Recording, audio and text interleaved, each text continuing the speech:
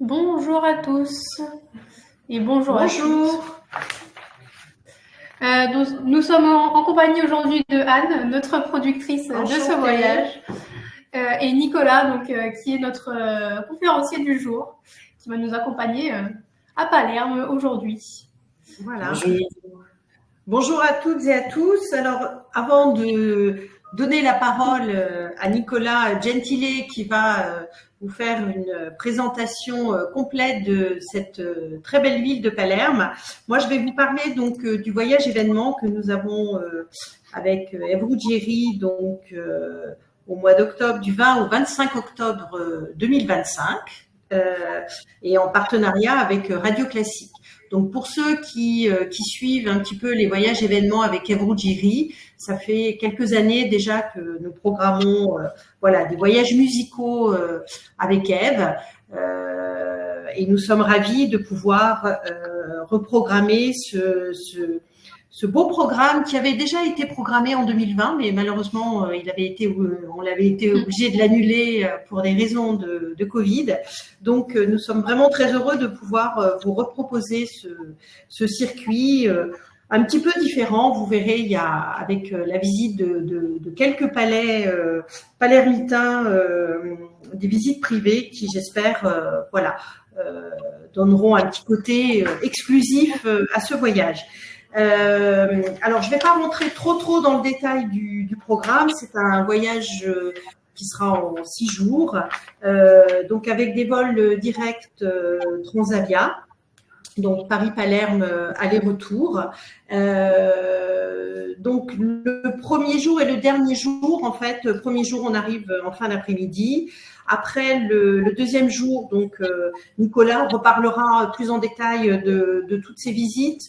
Ce qu'il faudra surtout retenir, c'est bien sûr la visite classique de Palerme, mais on ira surtout visiter le palais Butera, qui est un palais qui a été récemment ouvert au public, enfin récemment, il y a déjà quand même quelques années. C'est un couple de spécialiste d'art, enfin des collectionneurs, donc qui a racheté ce palais et qui en a fait vraiment une petite merveille et qui a installé toute sa collection dans le palais. Et vous verrez avec il y a des objets contemporains, mais aussi plus classiques. C'est vraiment une très très belle découverte. Et donc là, nous aurons la première conférence d'Ève Ruggieri donc dans ce palais. Ensuite, le soir, nous irons au théâtre Massimo, donc pour écouter la Sonnambula de Vincenzo Bellini. Donc là, le troisième jour, nous irons effectivement toujours continuer la visite de Palerme avec le palais des Normands et la chapelle palatine, pardon. Je dirais que c'est une journée assez classique de visite, ce jour 3. Le jour 4, on ira à Monreale et Cefalù. Donc, encore une fois, Nicolas va vous expliquer tout ça plus en détail. Donc, je ne rentre pas dans le détail. Et puis, la 5e journée, donc ça va être vraiment une journée très, très riche en émotions, je pense. Donc on ira bien sûr faire on vous propose une visite privée du palais Ganji. Donc c'est dans ce palais que Luchino Visconti a tourné la fameuse scène du bal du Guépard. Donc j'espère que nous aurons peut-être l'occasion d'être reçus par la propriétaire, si bien sûr elle est disponible à ce moment-là.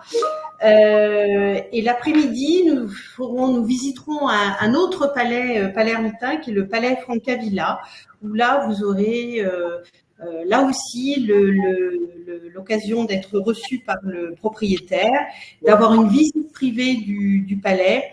Et aura lieu également la 2e conférence d'Ève Ruggieri, qui sera suivie d'un concert de musique classique, enfin plutôt lyrique, puisque c'est la grande spécialité d'Ève Ruggieri. Donc en sa compagnie, elle saura vous raconter plein d'anecdotes de tout son vécu depuis de nombreuses années.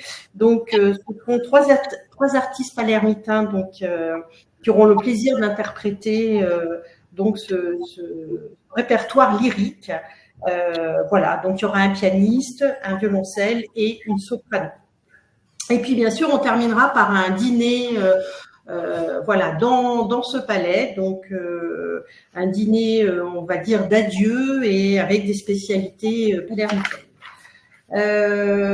Voilà, et le dernier jour, donc nous reviendrons sur Paris. Donc peut-être pour ceux qui s'étaient inscrits au tout début, on avait indiqué, on n'avait pas encore les horaires d'avion, donc on avait indiqué que selon les horaires d'avion, on pourrait peut-être aller à Célinonte.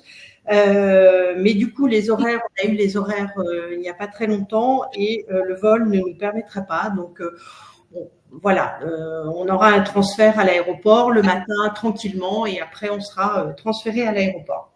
L'hôtel est un hôtel central. Je pense que Nicolas, peut-être toi tu le pratiques et tu le connais bien, donc peut-être que tu peux en dire 2-3 mots. Oui. Alors, tout d'abord, merci de m'avoir invité. Merci Anne, merci Estelle. Donc, l'hôtel Piazza Borsa, c'est un hôtel, un bel établissement, un hôtel 4 étoiles qui est situé dans le quartier historique de La Calza. Donc, c'est l'un des plus beaux quartiers de la ville de Palerme. Je vois que parmi les inscrits à cette conférence, j'ai vu défiler quelques noms des voyageurs qui m'ont déjà suivi. Et donc, connaissent ce quartier, c'est vraiment très central.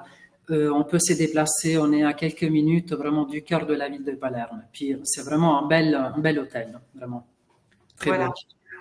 Ben, merci. Donc vous verrez, vous avez deux types de chambres, donc les chambres exécutives et les chambres de luxe qui ont une superficie plus grande que les chambres exécutives. Vous avez les chambres individuelles en fait sont des doubles à usage single. Donc, ça, c'est important de le préciser. Qu'est-ce que je peux vous dire d'autre? Donc, voilà, c'est vraiment, bien sûr, il est prévu 2 groupes. Donc, bien sûr, Nicolas sera le conférencier du premier groupe et nous aurons l'autre conférencier, Mauro Piotti, qui accompagnera le deuxième groupe. Donc, bien sûr, vous aurez vos conférenciers du début jusqu'à la fin, donc qui nous rejoindront, qui seront déjà sur place à Palerme, que ça soit Nicolas ou Mauro. Voilà, donc tout accompagné bien sûr de nos conférenciers, et vous aurez également bien sûr Edmond Jerry qui sera avec nous, avec vous pendant tout le séjour. Voilà, donc c'est vraiment un programme très riche. Et je vous invite, vraiment basé sur la musique. Et c'est vrai que les conférences d'Ève sont toujours pleines d'émotions, empreintes un peu de nostalgie et surtout beaucoup d'anecdotes. Voilà, donc j'espère que c'est un programme qui vous plaira. En tout cas, nous on l'a fait avec beaucoup d'attention et beaucoup de plaisir. Et voilà. Je vais laisser maintenant la place à Nicolas qui va vous parler de Palerme, sauf si vous avez des questions par rapport à ce voyage. Voilà. On attend. Voilà. Bon. Nicolas, tu peux y aller. Et puis, de toute façon, s'il y a des questions, on y répondra. Oui. En tout cas, merci de votre attention et je vous espère nombreux. Merci beaucoup. Merci. Nicolas, je te laisse la parole. Merci Estelle. Alors oui, voilà, je voulais juste rajouter qu'effectivement, à propos de ce voyage, on visitera des endroits exceptionnels parce que les palais Gange et palais Francavilla, là, c'est des palais qu'on visite rarement, et en particulier, c'est des endroits, vraiment, tout ce voyage, je veux dire, c'est exceptionnel. Et donc, d'une part, dans l'hôtel, puis tout ce qu'on verra, et puis bien sûr la Sonnambula de Vincenzo Bellini au Teatro Massimo, qui est vraiment l'un des plus grands théâtres historiques d'Europe. Hein. Et donc, moi, pendant cette conférence, je vais essayer de respecter le temps qui m'était donné d'1 heure. vous rendez compte que présenter Palerme en 1 heure, c'est vraiment très, très, très compliqué, surtout pour des gens bavards comme moi, mais je vais essayer quand même de vous donner quelques infos. Et je suis sûr que certains d'entre vous ont déjà visité la ville, mais lorsque on visite la ville de Palerme, voilà, j'ai déjà le titre de cette conférence, c'est les 1000 facettes de Palerme, le titre que j'ai donné, art, culture et gastronomie. Quand on décide de visiter la ville de Palerme, on se rend compte que il y a une grande, c'est une ville très complexe où on vient visiter la ville pas uniquement pour l'art, pour son histoire, mais aussi pour sa culture et sa gastronomie. C'est des composantes très importantes. Et certainement, voilà, quand on visite Palerme, on a des idées reçues, on a énormément d'idées. Par exemple, on associe, pas que les Français, en général, les Européens et même les Américains associent la ville de Palerme à plusieurs choses. Et il y a certainement son climat, et c'est pour cette raison que j'ai choisi les palmes, parce que le climat de Palerme est un climat doux. Puis, certes, en été, il fait très chaud, mais on visite rarement la ville de Palerme au mois d'août, au mois de juillet. Et donc, c'est un climat doux. Et on associe la ville de Palerme, bien sûr, à ses gâteaux. Là, j'ai choisi les cannolis, dont on parlera plus tard. On associe la ville de Palerme à l'épopée des Normands, l'héritage normand, qui est omniprésent lors de nos voyages, parce qu'on visite la chapelle palatine, on visite le palais des Normands. Et cet héritage normand est représenté par le couronnement de Roger II d'Hauteville. On associe la ville de Palerme, bien sûr, au Guépard. Et lors de ce voyage, on visitera le palais où certaines scènes du Guépard ont été tournées, et en particulier la scène du bal. Et c'est pour cette raison que je me suis amusée à couper l'image du bal entre Angelica et le prince de Salina. Bien sûr, c'est Claudia Cardinale et Bart Lancaster, mais voilà, cette scène était tournée au Palais Ganji. Et puis, bien sûr, on associe la ville de Palerme, pourquoi pas, ça fait partie de l'histoire de la Sicile en général. On peut associer la ville de Palerme à cette page un peu triste de Cosa Nostra, de la mafia, de la criminalité.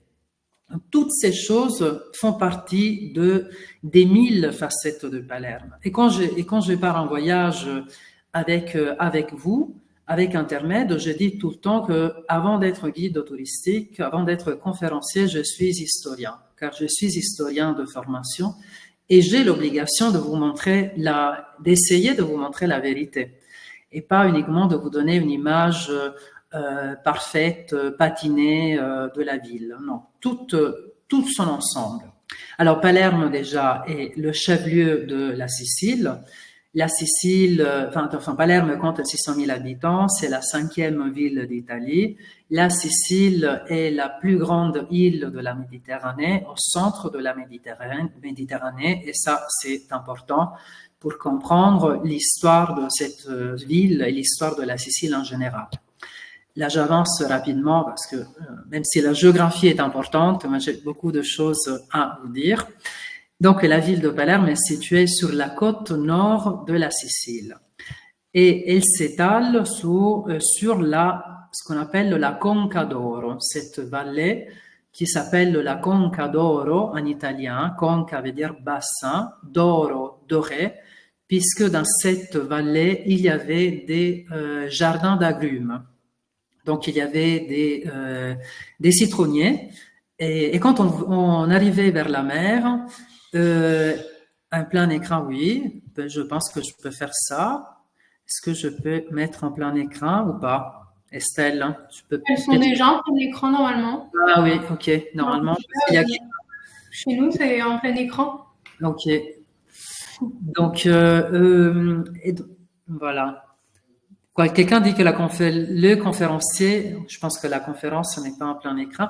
En tout cas, voilà, la ville de Palerme se situe sur cette vallée qui est la Conca d'Oro, et donc d'oro parce que c'était une vallée très très riche. Très riche, donc, mais surtout ponctuée par ces citronniers qui donnaient un aspect d'or, vraiment doré.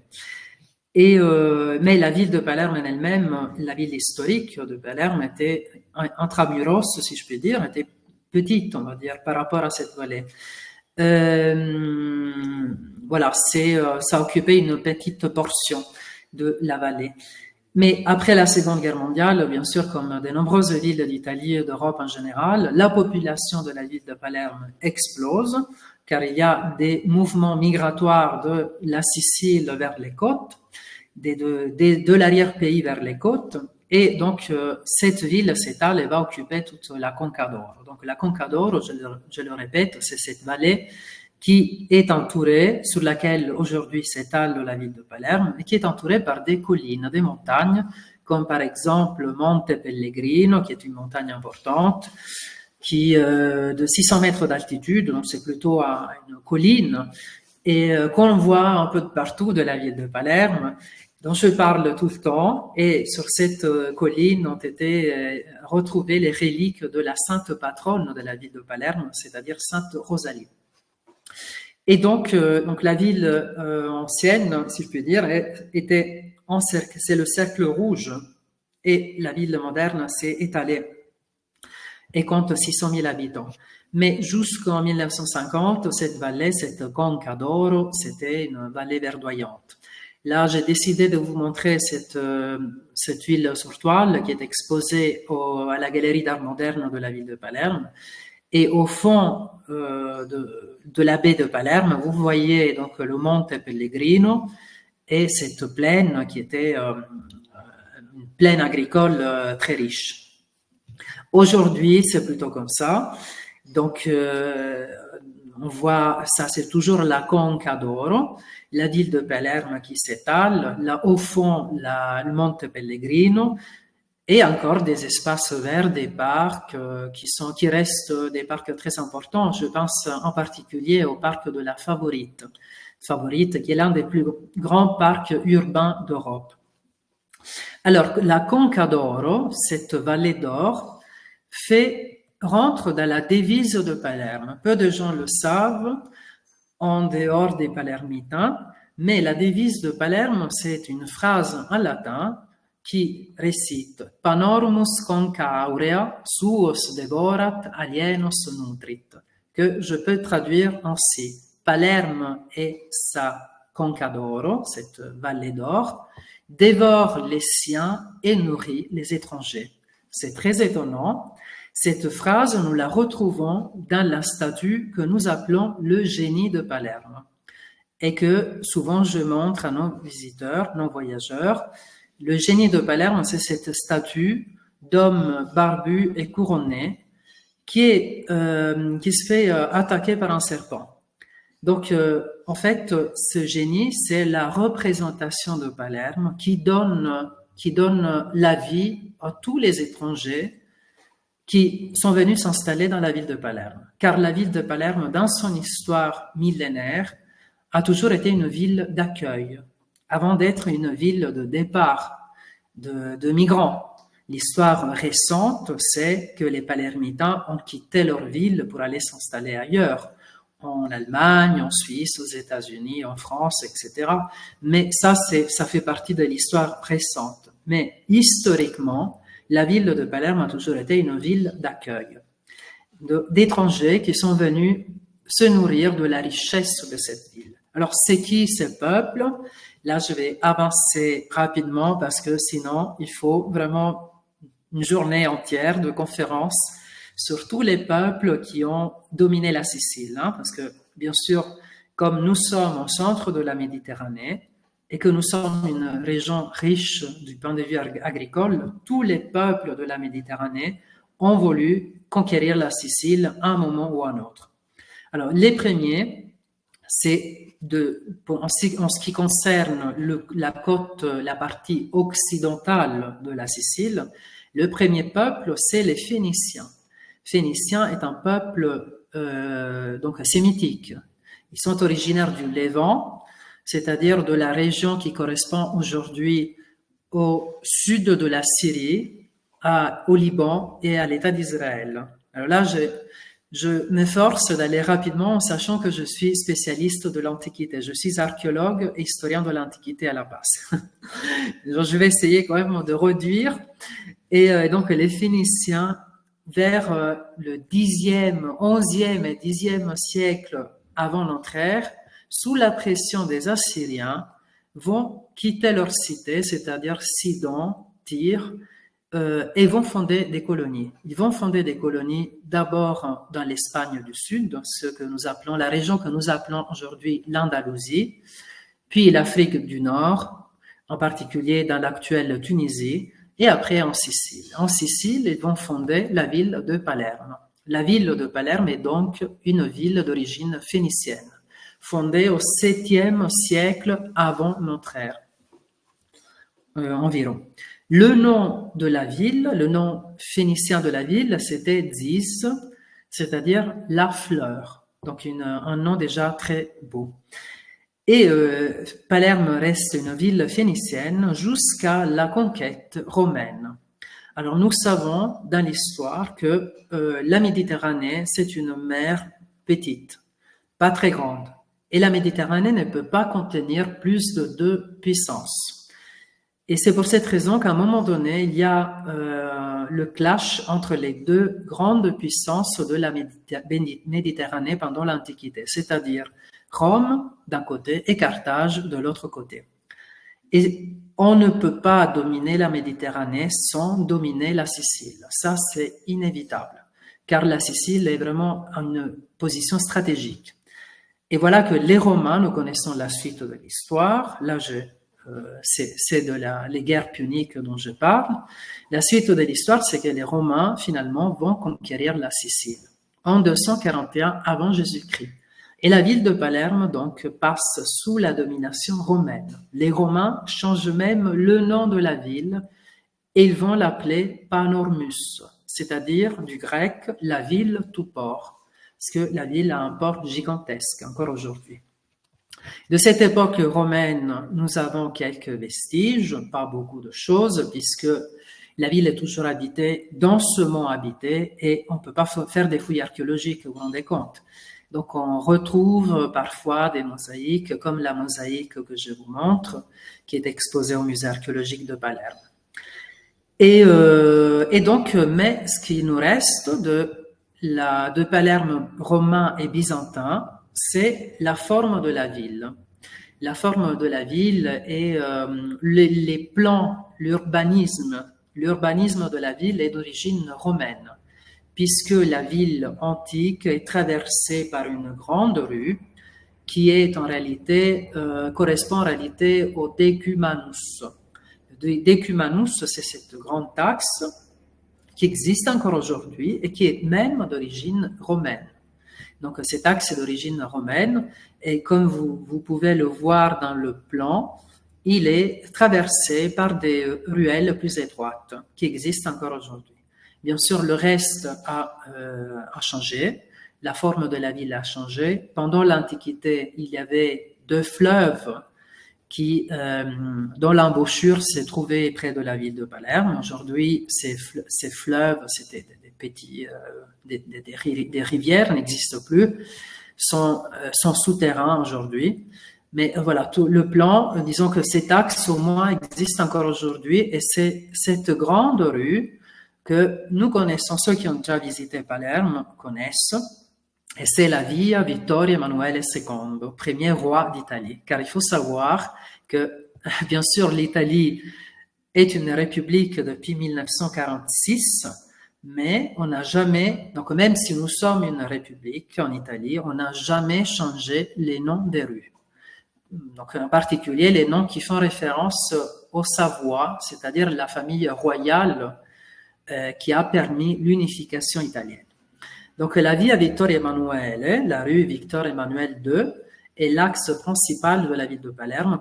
Sans cesse, on traverse, on monte, on descend. Et quand vous avez du temps libre pendant nos voyages, sachant qu'on visite énormément de choses et souvent on arrive fatigué à l'hôtel, mais voilà, quand vous avez du temps libre, souvent lors de nos voyages, c'est vraiment l'endroit où on se promène tous. Donc cet axe principal est vraiment le cœur de la ville et date de l'époque romaine. Et alors j'avance rapidement. À cette époque, bien sûr, après la Sicile suit le destin de Rome et passe sous la domination byzantine jusqu'en 827 après Jésus-Christ. Vous voyez, là, je passe du 7e siècle avant Jésus-Christ, la fondation de la ville de la part des Phéniciens, et là, on est arrivé déjà au 7e siècle après Jésus-Christ. C'est-à-dire l'arrivée 7e, 8e plutôt, et donc, non, 9e siècle après Jésus-Christ, parce que les Sarrasins débarquent en Sicile donc vers 827 après Jésus-Christ. Donc, on est au 9e siècle après Jésus-Christ. Et donc, dès l'époque sarrasine, alors moi j'emploie le terme sarrasin pour ne pas parler d'arabe, puisque mes collègues parfois parlent d'époque arabe, mais il faut savoir que quand les Sarrasins débarquent en Sicile, en l'année 827 après Jésus-Christ, ce peuple, en réalité, comprenait des Arabes, certes, mais aussi des Berbères, donc un peuple, une ethnie différente, même des langues différentes, et il y avait aussi des Juifs. Dans cette conquête sarrasine, et puis pour ne pas faire des amalgames avec les temps récents, il faut employer le terme, à mon sens, il faut employer le terme sarrasin. Donc la conquête sarrasine est une conquête qui a laissé beaucoup de traces dans la culture sicilienne, et en particulier dans la gastronomie. Et là, on arrive à l'aspect qui est très important aussi, c'est-à-dire de la gastronomie, puisque ces Sarrasins nous ont donné, par exemple, la pistache. La pistache qui est originaire des plateaux iraniens probablement ou d'Asie centrale, peu importe, en tout cas, ce sont les Sarrasins qui plantent la pistache en Sicile. Et aujourd'hui, quand vous venez en Sicile, il y a énormément de gâteaux à base de pistache. Nous en faisons de la pâte à tartiner. Nous en faisons de tout avec les pistaches. Vraiment, la pistache est omniprésente. Elle pousse, la meilleure pistache pousse sur les pentes de l'Etna. Donc, c'est vraiment une pistache exceptionnelle. Et donc, la pistache, c'est les Sarrasins. Les oranges que nous rattachons, les fameuses oranges sanguines de Sicile. Pourtant, ce sont les Sarrasins qui ont planté les oranges. La canne à sucre. Alors, la canne à sucre, aujourd'hui, n'est plus cultivée en Sicile. Mais au Moyen-Âge, c'était une source de richesse extraordinaire. Et pourquoi je parle de la canne à sucre? Parce que nos pâtisseries sont très sucrées. Alors, je sais que parfois, en France, et moi-même, j'ai éduqué mon palais, ma façon de manger, en fait, qu'il faut réduire le sucre. Mais en Sicile, tout est très sucré. En sachant que les pâtisseries siciliennes traditionnelles, on en mangeait pendant les fêtes, c'est-à-dire maximum une fois par mois. Donc, et le sucre, c'était un symbole de richesse, puisque la canne à sucre ne poussait qu'en Sicile au Moyen-Âge. Ce sont les Sarrasins qui plantent la canne à sucre. Donc, nos pâtisseries sont sucrées. Sinon, qu'est-ce qui nous reste de cette époque sarrasine? Il nous reste les canates, c'est-à-dire les canalisations souterraines que vous voyez sur la gauche, et il nous reste les marchés historiques de la ville de Palerme. Ce sont des marchés très pittoresques, vraiment, on dirait des marchés d'Afrique du Nord. Alors, les pâtisseries, voilà, c'est quelque chose de fabuleux. Les pâtisseries les plus connues sont toutes d'origine arabe. Par exemple, il cannolo au singulier, i cannoli au pluriel. Cannolo, ça vient de canne, c'est-à-dire roseau, puisque cette espèce de pâte en forme de gote, de cylindre, de tube, était mis sur un roseau qui poussait le long du fleuve, et puis mis frit et garni avec de la ricotta sucrée, éventuellement avec des pépites de chocolat. Le chocolat était rajouté plus tard. Alors, par qui était inventé? Le cannolo a été inventé à Caltanissetta, dans le centre de la Sicile. Caltanissetta veut dire le château des femmes, puisqu'il y avait un harem où vivaient les concubines du sultan de Sicile. Alors, d'après la légende, ces concubines vont créer ce gâteau qui vante la virilité du sultan. Car toutes nos pâtisseries sont très érotiques aussi. Donc, voilà, inutile vous expliquer dans le détail, je pense que vous avez compris. En tout cas, on en mange, les cannolis sont, on en mange, voilà, quand vous mangez ça, vous êtes calé, je pense, pour la journée, ou enfin, du moins l'après-midi. Et puis, il y a d'autres cannoli. Alors, Dacia Maraini, moi j'aime beaucoup la littérature et quand pendant mes voyages, j'en parle tout le temps. Dacia Maraini, c'est une écrivaine qui est, pour moitié, sa maman était une princesse sicilienne. Et Dacia Maraini écrit, après tout, qu'est-ce que l'enfer? C'est une Palerme sans pâtisserie. Donc, alors, c'est pas très flatteur de faire cette comparaison entre l'enfer et Palerme, mais c'est vrai que quand on se promène dans certains quartiers de la banlieue, où nous on va pas, mais c'est quand même une ville très riche en contrastes. Hein. Il faut accepter la ville qui est comme ça. Donc, où il y a la splendeur et la misère qui se côtoient.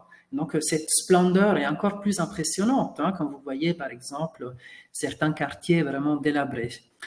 Et donc, mais les pâtisseries sont aussi très importantes dans notre culture. Alors, les pâtisseries sont d'origine arabe, sarrasine, certes, mais les recettes sont reprises par les religieuses. C'est intéressant. Les religieuses cloîtrées.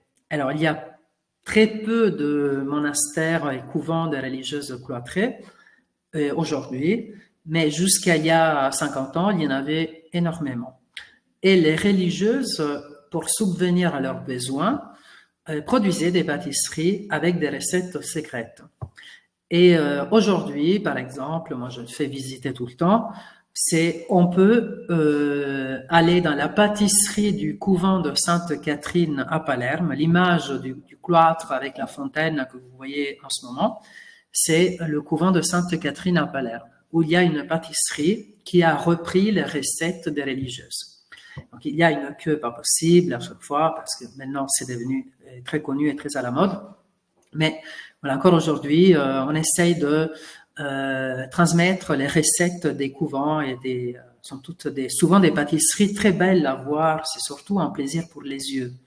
Et parfois, on a des pâtisseries qui sont faites que de pâte d'amande, marzipan, qui n'ont pas beaucoup d'intérêt au niveau du goût parfois, mais qui sont très belles à regarder. C'est vraiment très spécifique à la Sicile hein, de montrer ces pâtisseries.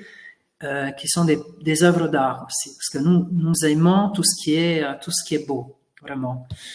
Et puis bien sûr, alors parlons des choses belles, ça c'est vraiment l'un des moments les plus importants de tous nos voyages. Et bien sûr, le voyage événement dont on parlait avec Anne il y a quelques minutes, bien sûr, on visitera l'héritage normand, une page assez courte de l'histoire de la Sicile, parce que les Normands arrivent en 1070 et le dernier roi, c'est en 1198. Donc une période courte mais très importante pour l'histoire de la Sicile, je dirais même d'Europe. Alors quand vous venez à Palerme, on est ébloui par la beauté des mosaïques byzantines. Voilà, c'est ce qu'on pense, ce qu'on voit, mais on a plein de choses. Alors, tous ces monuments sont inscrits au patrimoine mondial UNESCO depuis 2015. Et c'est la fusion de plusieurs styles. Les mosaïques byzantines, bien sûr, les plafonds sarrasins, les sols en marbre latin, et ces composantes fusionnent et sont à l'image du royaume de Sicile, qui était un royaume multi-ethnique, où toutes les religions coexistaient. Donc la religion chrétienne, la catholique, hein, parce que les Normands étaient catholiques, puis les orthodoxes, puis les musulmans et puis les juifs. Alors le symbole par excellence, c'est la chapelle palatine. La chapelle palatine qu'on visite lors de tous nos voyages. C'est un petit bijou parce que c'est une petite chapelle recouverte de mosaïques byzantines avec un plafond en bois qui est en mucarnasse, c'est-à-dire presque de stalactites ou un ruche d'abeilles. Voilà. Mais c'est la plus grande peinture islamique du Moyen-Âge. Et on peut le considérer comme ça parce que ce plafond est entièrement peint avec des images humaines, alors que normalement, j'insiste sur ce normalement, on pense que dans la religion musulmane, il y a cette interdiction de l'image, mais ça c'est faux. La preuve, c'est que dans ce plafond qui a été réalisé par des musulmans, il y a la figure humaine qui est représentée, des femmes qui jouent des instruments de musique, le roi qui va à la chasse, qui part pour la chasse et compagnie. Et donc, c'est un immense plafond peint et avec des inscriptions, des phrases en caractère koufique qui exaltent le roi normand. Alors, de cette époque aussi normande, nous avons bien sûr la cathédrale de Palerme, qui est vraiment l'un des grands chefs-d'œuvre de ce style. Mais nous avons aussi encore la street food, la nourriture de rue, qui est très spécifique à la ville de Palerme, qui est une ville où, je disais, il y avait les 3 religions qui coexistaient. L'ancien maire de la ville a fait installer les plaques avec les noms des rues dans les 3 langues de la Sicile de l'époque, c'est-à-dire l'italien, l'hébreu et l'arabe. Alors aujourd'hui, il n'y a plus de juifs en Sicile, mais il y avait une grande communauté juive jusqu'au XVe siècle. Alors ces juifs en particulier avaient le monopole de la bûcherie, de l'abattage, je pense, des animaux. Et donc, comme ils étaient payés, enfin, on pouvait pas les payer avec de l'argent, on les payait avec les restes, les invendus des animaux qui étaient tués. Et les invendus, c'était les abats, en réalité. Donc, et en particulier, la rate. L'organe dit la rate, que les Juifs peuvent manger lorsque la rate est vidée de son sang, entièrement vidée de son sang, éventuellement grillée. Mais les Juifs, qu'est-ce qu'ils font? Puisque ils doivent gagner leur vie quand même, et ils étaient payés avec ces organes, qu'est-ce qu'ils vont faire? Ils vont créer une recette pour les chrétiens. Alors, qu'est-ce qu'ils vont faire? Ils vont couper la rate en fines lamelles. Cette rate enfile la lamelle et puis, comme vous voyez sur la droite de l'image, il y a un monsieur qui est en train de plonger une espèce de loupe à l'intérieur une louche à l'intérieur d'une marmite. Et dans cette marmite, il y a du sang doux. Donc les Juifs vont faire tout ce que eux ils n'auraient pas pu faire, c'est-à-dire utiliser la graisse d'origine de porc, qui est interdit, mélanger la viande avec le produit laitier. Ça aussi, c'est interdit d'après la religion, c'est pas kosher. Et donc, ce qui fait qu'ils vont créer un produit qui est destiné aux chrétiens. Et ce produit qui est destiné aux chrétiens de Palerme, c'est encore le produit phare de la street food de palermitaine pour ceux qui aiment. Moi, je n'aime pas du tout. Je suis sincère. Déjà, je mange très peu de viande, mais alors là, ça, c'est pas du tout quelque chose que j'aime. Mais voilà, il y a certains qui adorent. Et moi, moi-même, j'ai goûté plusieurs fois et j'invite mes voyageurs à essayer de manger ça. Et donc, voilà, les sandwichs qui coûtent 2-3 euros, pas plus, avec du fromage râpé par-dessus, c'est donc le panicameus, en dialecte sicilien, le sandwich avec la râpe. Sinon, vous pouvez opter pour le sandwich avec des galettes de pois chiches. Ça aussi, toutes ces recettes sont d'origine soit juive, soit musulmane, sarrasine. Voilà, toute la richesse culturelle de la ville.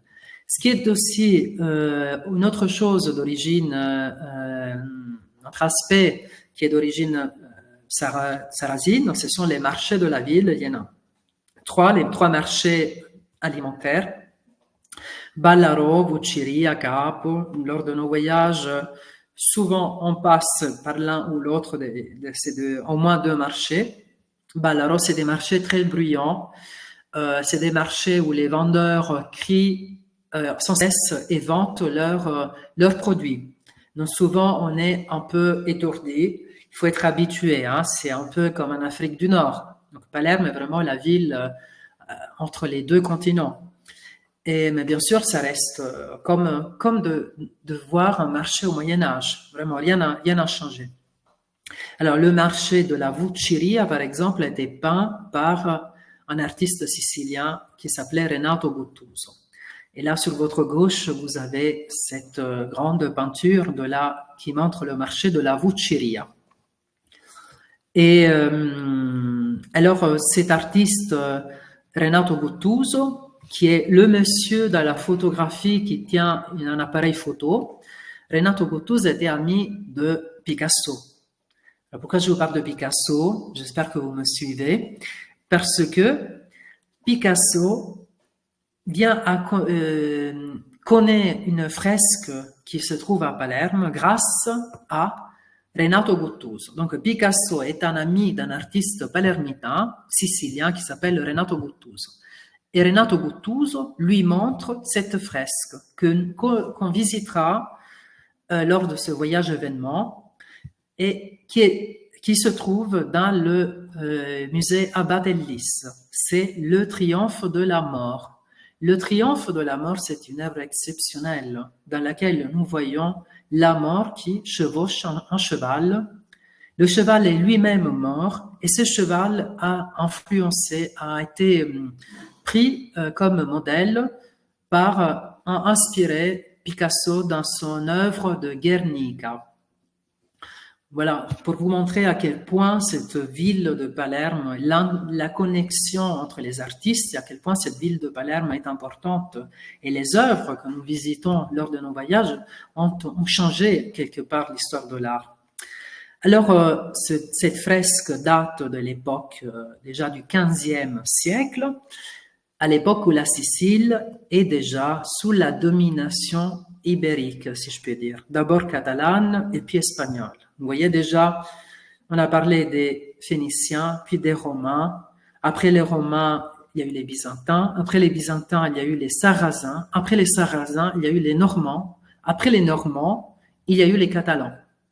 Et je ne vous parle pas de la guerre des Vêpres, parce que sinon ça va faire trop long. Parce qu'il y a eu aussi une petite période française, angevine.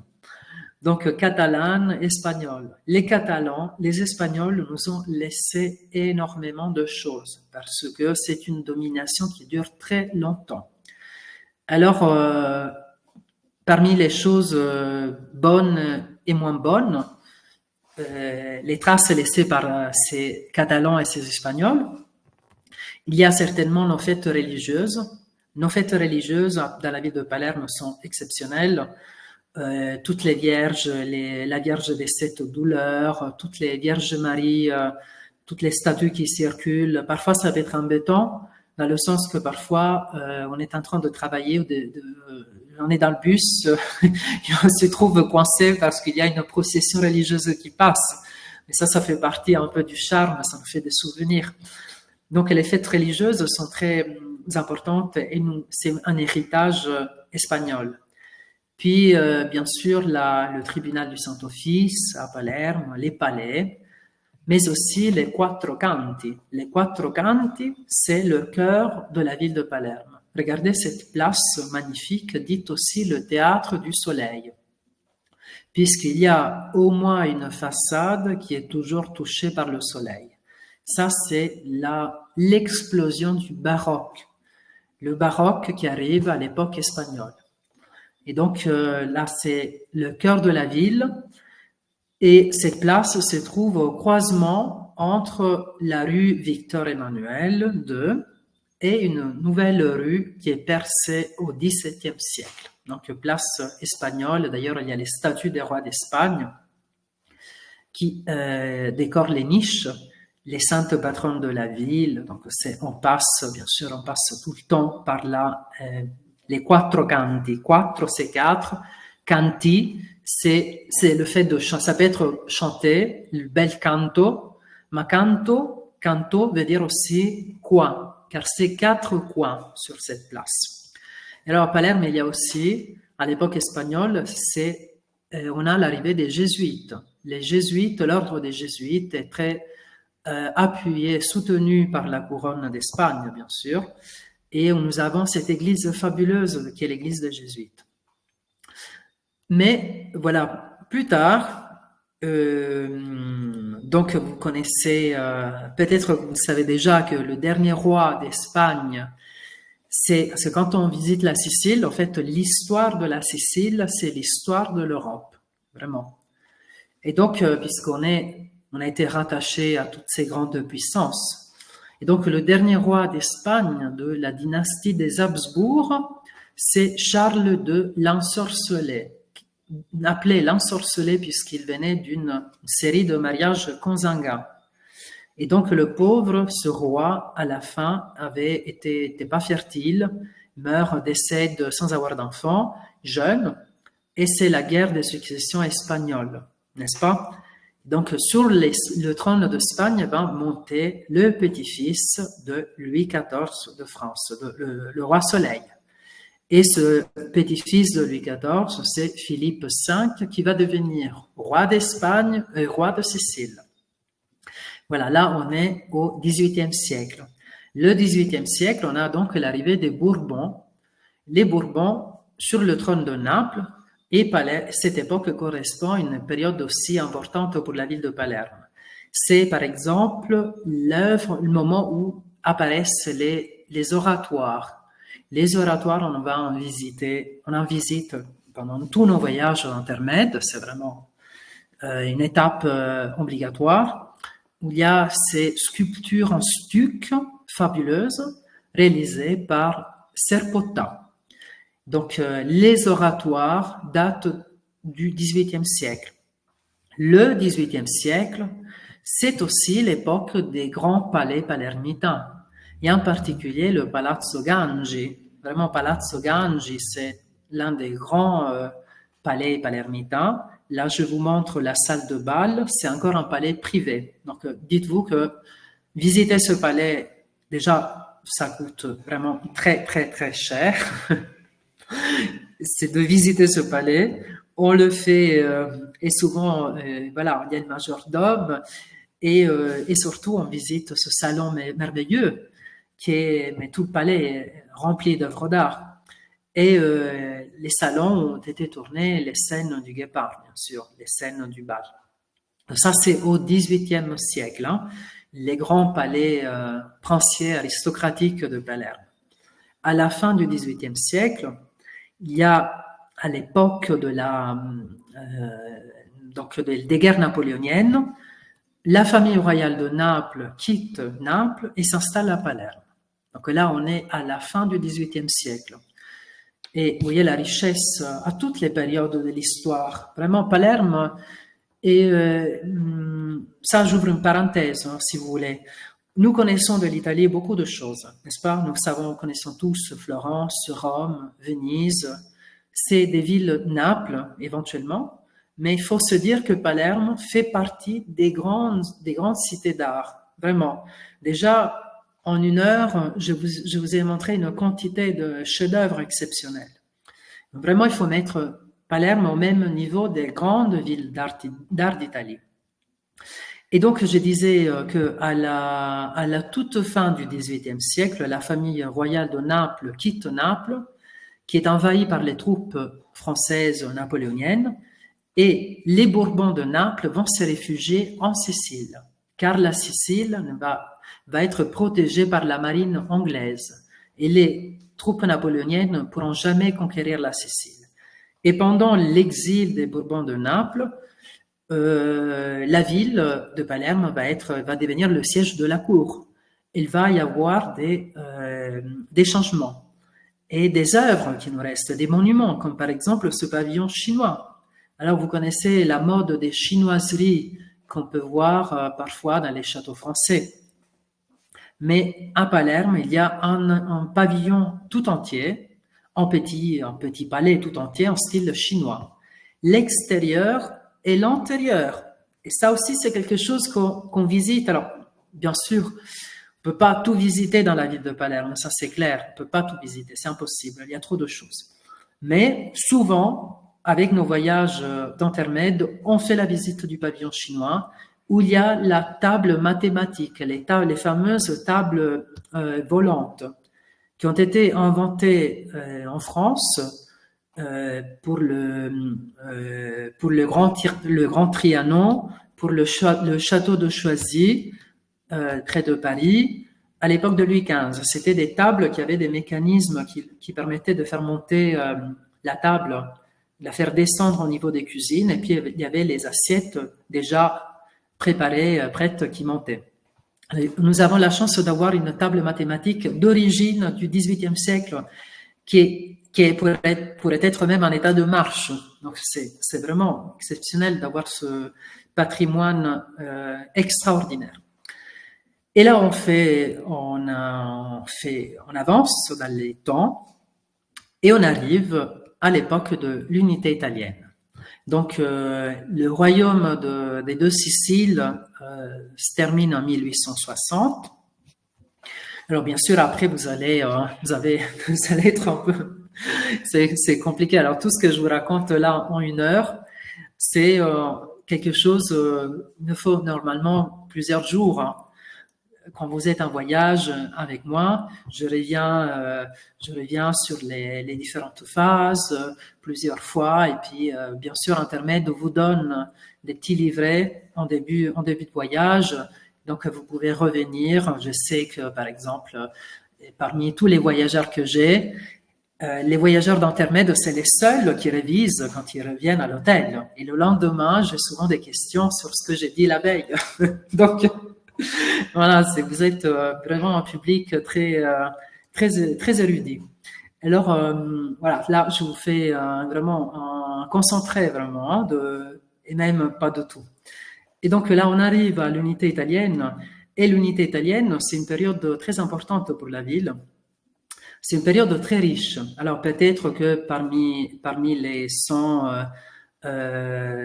personnes qui sont en train de m'écouter, il y en a certainement quelqu'un qui a déjà lu la saga des Florio, par exemple, de cette grande famille d'industriels qui devient l'une des familles les plus riches d'Italie, voire d'Europe, au XIXe siècle.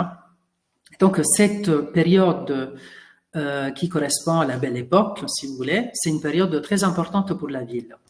L'unité italienne a été souhaitée par les élites siciliennes. Donc déjà, c'est faux. C'est faux qu'on a subi, les Siciliens n'ont pas subi l'unification, n'a pas été envahi par les Piémontais comme certains pensent et disent. Mais l'unité italienne a été souhaitée, voulue par les élites siciliennes. Au point que les Siciliens ont participé activement au royaume d'Italie. Là, j'ai choisi une photo en blanc et noir de Francesco Crispi, qui était pendant longtemps premier ministre du Royaume d'Italie et qui était un palermitain. Et la ville de Palerme connaît une croissance économique exceptionnelle après l'unité italienne. Alors, Jean-Marie me demande, pourriez dire un mot sur la Palerme grecque? Il n'y a pas eu les Grecs à Palerme, parce qu'elle a toujours été une ville phénicienne. Il y a juste de grec, il y a juste le nom, pas Normans. Mais après, je vais essayer de répondre aux questions. Et donc, Palerme, donc après l'unité italienne, donc la ville connaît un développement très important. Sur votre droite, vous avez l'image de cette belle femme, c'est Franca Florio, qui était donc l'égérie des artistes, une femme exceptionnelle. Et puis donc la ville vraiment est très riche. On a des monuments fabuleux que on peut pas trouver même pas à Rome. Donc au XIXe siècle à Palerme, il y a deux théâtres gigantesques réalisés au XIXe siècle. Par exemple, le théâtre Politeama. Le Politeama, c'est un théâtre qui est construit au XIXe siècle pour les spectacles de cirque, aujourd'hui pour la philharmonie.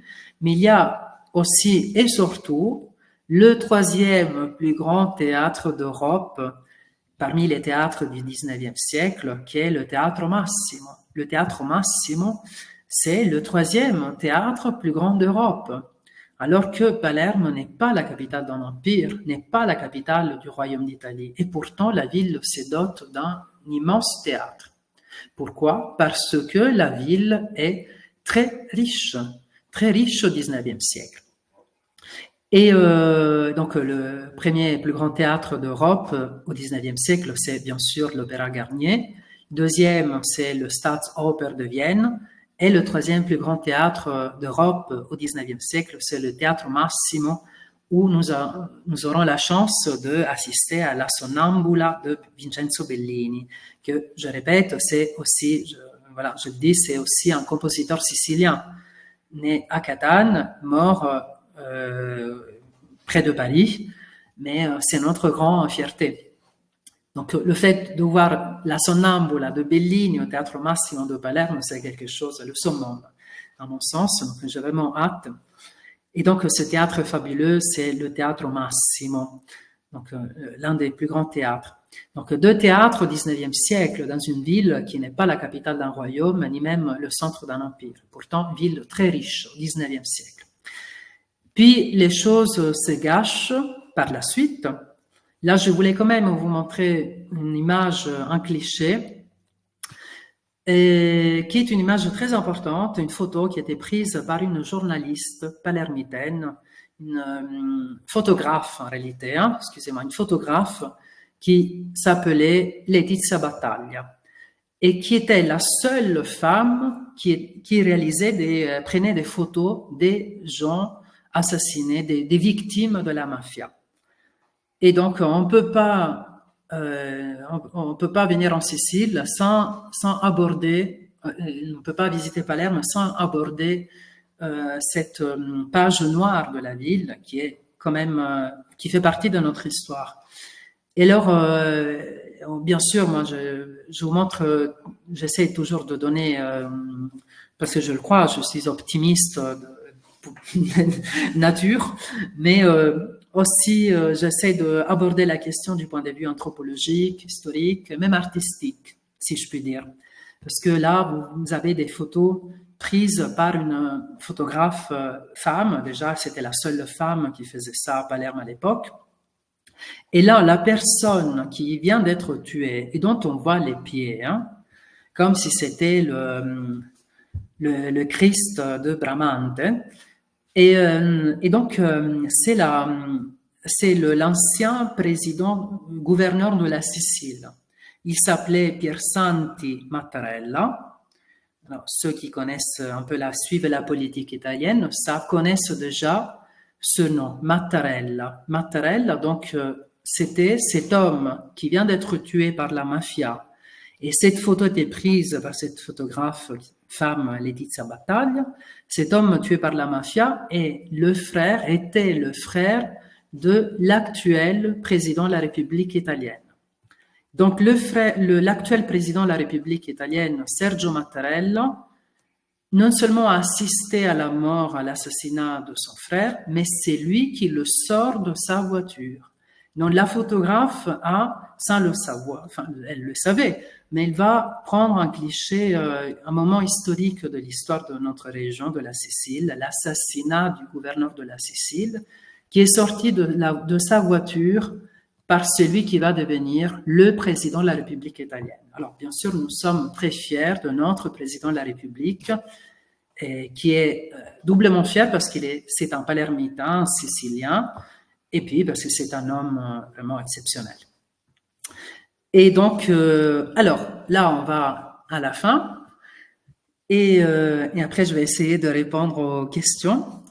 Et la fin, c'est Palerme aujourd'hui. Qu'est-ce que Palerme, c'est quoi la ville aujourd'hui? Alors, Palerme, déjà, pour moi, c'est un coup de cœur. Parce que je suis né, j'ai grandi en Sicile, mais je suis originaire de l'est de la Sicile. Je suis originaire de la région de Catane. Alors, j'habitais en France, j'ai longtemps habité en France, j'ai fait ma scolarité en France, on va dire universitaire, et puis j'ai eu un coup de cœur pour la ville de Palerme et j'ai décidé de m'installer à Palerme il y a 3 ans. Bien sûr, j'y allais assez souvent, et l'une des raisons qui m'a poussé à m'installer à Palerme il y a 3 ans, c'était le fait d'avoir visité le Palazzo Butera. Donc, c'est l'image que vous voyez en ce moment. Palazzo Butera qu'on visitera, c'est l'une des visites qu'on fera lors du voyage événement. Et donc, ce palais, la visite de ce palais m'a donné beaucoup d'espoir parce que ce palais était un palais complètement laissé à l'abandon. Presque, il était question de le détruire à la limite. Tellement il avait été déjà bombardé pendant la Seconde Guerre mondiale, il avait été vandalisé pendant le sac de Palerme, c'est-à-dire pendant les années 80, pendant la guerre de mafia. Les gens rentraient, volaient même le carrelage au sol. Donc il y avait presque rien. Jusqu'au moment où, voilà, ce couple, Anne en parlait en début de la conférence, ces couples de galéristes milanais décident d'acheter le palais et de le restaurer. Et dans ce palais, aujourd'hui, vous pouvez voir les collections d'art contemporain, l'art antique. C'est vraiment un endroit fabuleux. Et donc, ça, c'est l'une des raisons qui m'a poussé à prendre cette décision de revenir en Sicile, parce que je me suis dit, là, il y a beaucoup de choses à faire, et en plus, j'aime beaucoup les changements.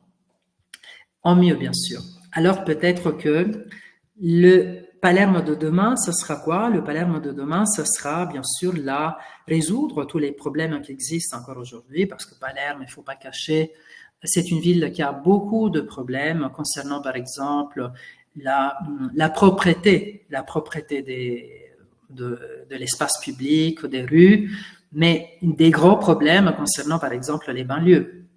Alors tout ça, aujourd'hui, les banlieues vont peut-être être transformées par le street art, par les murales, par toutes ces œuvres qui poussent, œuvres d'art contemporain. Donc c'est vraiment une ville en changement, encore très authentique. Je ne sais pas pour combien d'années encore, parce que on voit que les choses évoluent assez rapidement. Donc, à mon avis, vraiment, c'est le moment de visiter Palerme avant que ce Palerme devienne nouvelle Barcelone. Voilà. C'est vraiment en ce moment. Parce qu'après toutes ces choses-là, cette authenticité, petit à petit, va certainement disparaître et ça sera toujours une très belle ville, mais différente. Alors, on termine par tous les voyages que je fais avec Intermed, et pas que moi, mais aussi tous les conférenciers. Tu veux les m'aider, Estelle? Ou je peux... Donc on commence, c'est un petit complément sur Palerme et sur tout ce qu'il y a en Sicile que Nicolas accompagne, bien sûr. Donc on va vous présenter 3 voyages que Nicolas accompagne en plus du voyage événement d'Eve Rogeri. Donc le premier voyage, c'est donc le charme oriental de la Sicile. Donc vous allez voir les îles Yates, Palerme et Marsala. Donc c'est un circuit de 8 jours, du 19 au 26 mai. Donc peut-être Nicolas, tu peux détailler un petit peu. Oui. Alors déjà, c'est la plus belle période pour visiter la Sicile, ça c'est certain. Parce que j'en parlais avec Estelle, elle me disait qu'à Paris il fait froid, mais c'est une journée ensoleillée. Alors ici, en ce moment, il pleut un jour sur 2. Donc en janvier, février, c'est vraiment la période où il pleut. Donc, mais tout de suite après, nous aurons le printemps et tout va être d'un vert fabuleux. Ça va être vert, les fleurs partout. Et donc, c'est la plus belle période pour visiter la Sicile. Et puis les îles Egades, c'est visiter les îles, découverte en bateau, c'est vraiment, voilà, c'est la dolce vita. Hein? Voilà. Oui.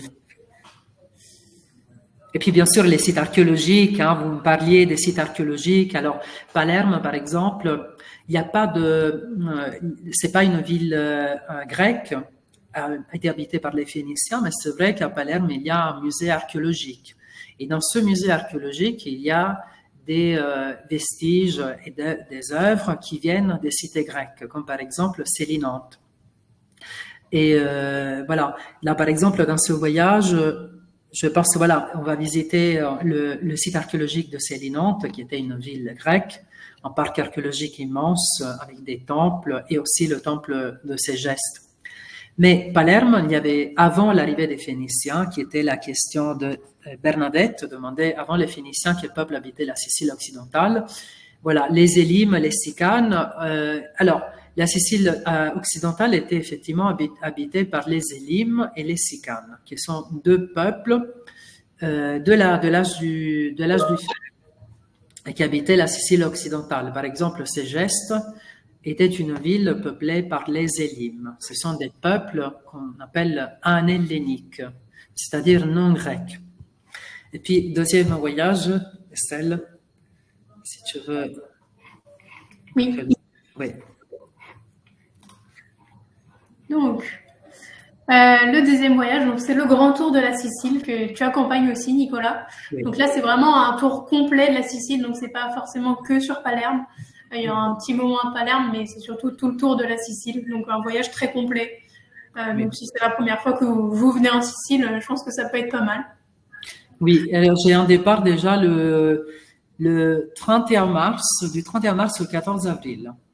Et donc, c'est un voyage ce qui est intéressant dans ce voyage, alors bien sûr tout, parce qu'on visite tout, et tous les musées vraiment. Alors, si vous êtes intéressé par les vestiges de l'Antiquité, vous êtes sûr que là, à la fin de ce voyage, vous allez connaître tout, de la céramique proto-corinthienne. Vous allez être capable de distinguer une statue de l'époque archaïque d'une statue de l'époque classique, parce qu'à force, on visite vraiment tous les musées. Mais c'est pas que, je veux dire, la culture. Il y a aussi des moments détente, comme par exemple les îles éoliennes, parce qu'on visite les îles éoliennes. Alors, peut-être que la période n'est pas idéale pour la baignade, mais c'est quand même un moment très beau pour faire des excursions, pour profiter de la vie de la nature à l'époque, enfin, des îles éoliennes. Voilà, et donc voilà, tout. Et puis Messine, bien sûr, les Caravages, Antonello de Messine, toutes les œuvres. Ça, c'est un grand voyage. Hein. Et donc ça, c'est un voyage de 15 jours. Donc on a 3 départs, en avril, en septembre et en octobre. Donc toujours, tous nos voyages sont toujours entre 4 et 5 étoiles. Donc ça dépend des voyages et de toute façon, c'est écrit dans toutes les descriptions. Et enfin, le dernier voyage, donc c'est la Sicile, l'île mythique.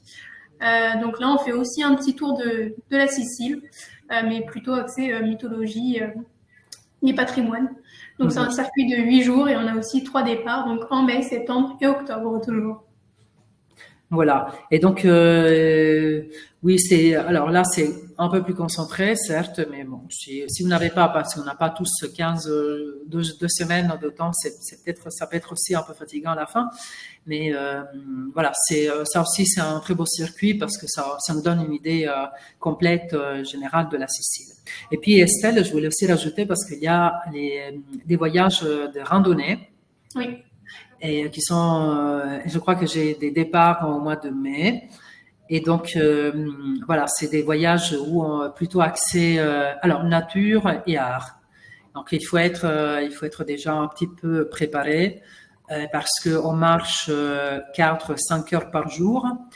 Mais on a la chance de visiter des choses aussi très compliquées, hein, très difficiles, comme par exemple une grotte avec des peintures de la préhistoire. Pas des facsimilés. Vous savez à quel point c'est rare de visiter des vraies grottes avec des peintures de la préhistoire. Et là, on a la chance de visiter une grotte avec des peintures de la préhistoire dans une île, dans une petite île où il faut traverser toute l'île et après on descend pour voir cette grotte. C'est vraiment exceptionnel. Hein. Et voilà, ça c'est Sentier des Arts, donc c'est des randonnées et vous avez tous les voyages sur le site, sur la page d'intermède. Et vous allez tous recevoir de toute façon en même temps que le replay, la petite info sur tous les voyages qu'on a présentés et que Nicolas accompagne. Voilà. Donc, s'il y a des questions, n'hésitez pas à les écrire dans le chat et Nicolas et moi nous ferons un plaisir d'y répondre. Voilà. En tout cas, c'est une très belle conférence. Merci Nicolas, ça donne envie de découvrir Palerme et sa gastronomie. Merci.